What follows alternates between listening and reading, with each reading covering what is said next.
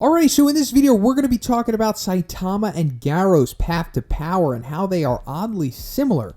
This video is also made possible by my great patron, Julio. Thank you so much for your patronage, my friend, and the video request. So, of course, we know Saitama's path to power consisted of his training, doing the push-ups, the sit-ups, the squats, and the running, but he took this to the next level when he did it literally every single day for 3 years. I mean, just after 300 days of this training, Saitama was in immense agony every single day. I mean, to the point of where he could barely move, barely even get the motivation to go forward and just live another damn day. I mean, it was agonizing pain. And the fact that he overcame this and continued to go forward was one of the key factors in him removing his limiter.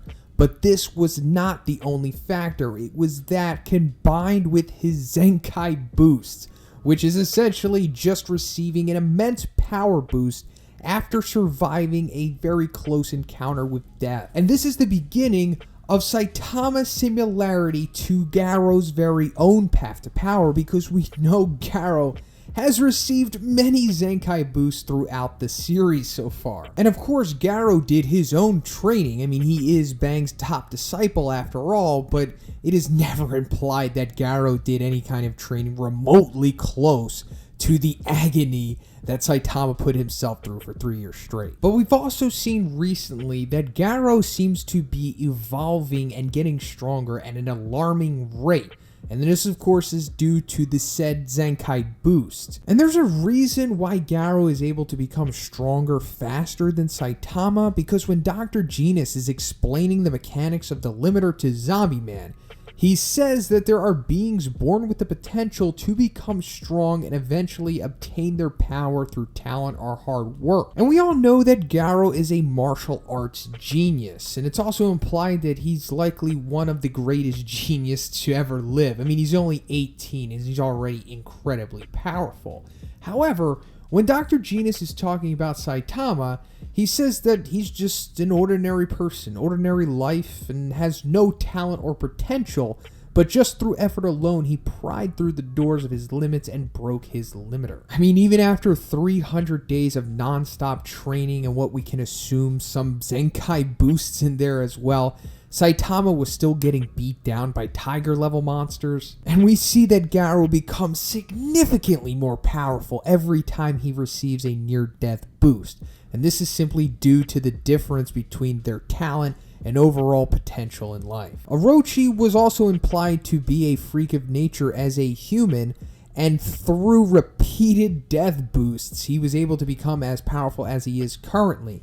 And Garou even goes on to say that Garou has more potential than even him. So now I just want to take a look at what I assume to be blatant similarities between Garou and Saitama's pivotal growth moments. So when Saitama is fighting the incarnation of Electric Lightstring, he receives a massive beatdown from this guy, but it gets to the point of where he appears to be approaching death somewhat, and he suddenly just gets up and hunches over and appears to reach a state of re-enlightenment, almost like a nirvana-like state, and he has this odd grin on his face, and everything is just suddenly changed about him, and he suddenly goes on to destroy the incarnation of the Lightstring. And Garou has almost the same exact sequence of events happen to him in his fight with Tank Top Master, because he also gets beat down by Tank Top Master to the point of where he seems to be done, maybe even approaching death, but then he suddenly gets up, is hunched over, and turns around and has a weird grin similar to that what we saw of Saitama, and shortly after this he goes on to destroy Tank Top Master. Saitama also loses a tooth in his fight with the Electric Lightstring, like it points out just one tooth is lost. And Garou also loses one tooth in his fight against Bug God and Royal Ripper. They both oddly gain the ability of regeneration as well, because of course Garou famously regenerates after his near-death experience with Royal Ripper. However, the regeneration with Saitama is more subtle, as it's just basically implied through the contextual clues that we see, but the most blatant example is when we see Saitama saving King from Octopus Clawman, and he clearly has slashes on his face.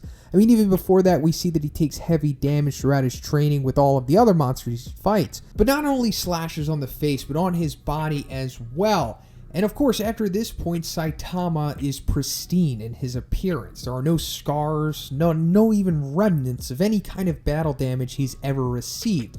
And we know that he is definitely regenerated from this because King, to this day, still has a scar on his face from Octopus Man. They are also shown to have the ability to one-shot demon monsters as somewhat of a goal point, as after the 300-day point that we have talked about with Saitama already, he is shown to be able to one-shot the 170,000-year-old cicada nymph.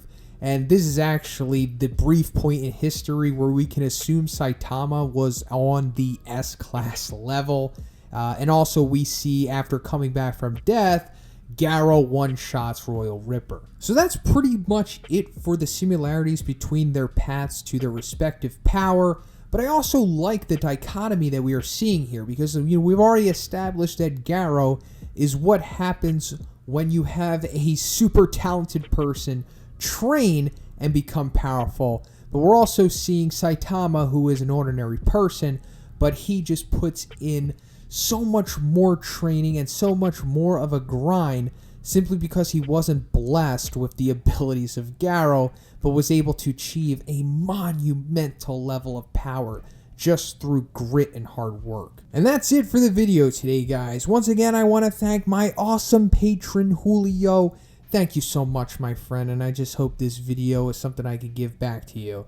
And if you liked the video, please give it a like, and if you haven't subscribed, please do that as well. Have a great day, and I'll see you in the next one.